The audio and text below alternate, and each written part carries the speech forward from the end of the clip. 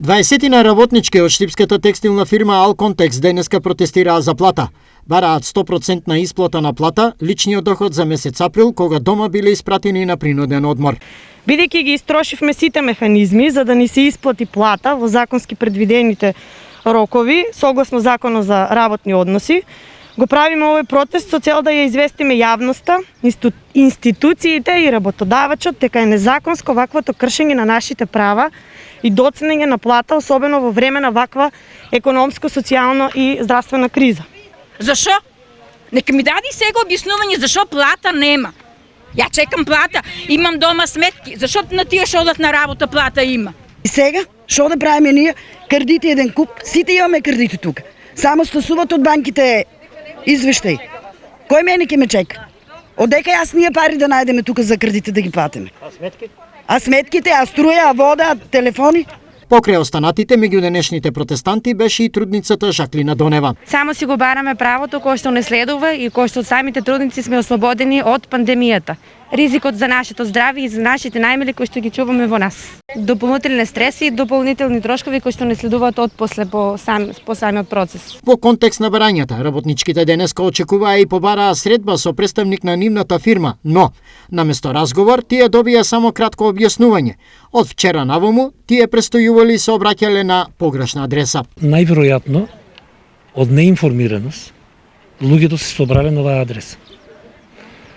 Фирмата Алконтекс Доел како закупецка и Лунгуров Доел веќе не екзистира тука. Од 1 април. Како прво и сметам дека упатените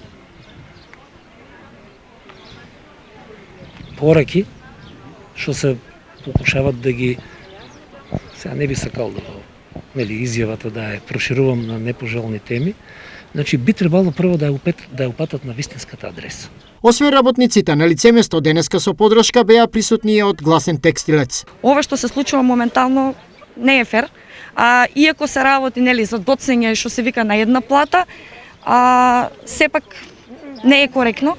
Значи овие работнички постојано се соочуваат со телефонски повици од раководството да дојдат да се потпишат на спогодбени откази, на не знам што, на не знам како.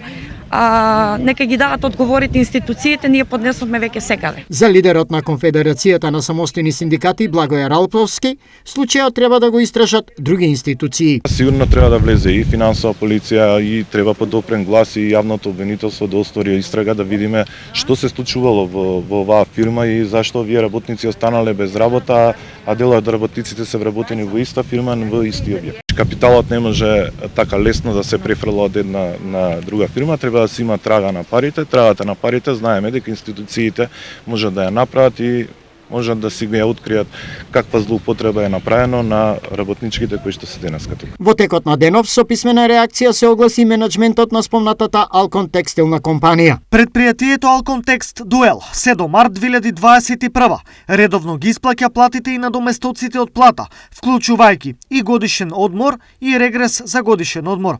Цело време откако сме соочени со последиците од пандемијата, успеавме да не ги запоставиме вработените и нивните права.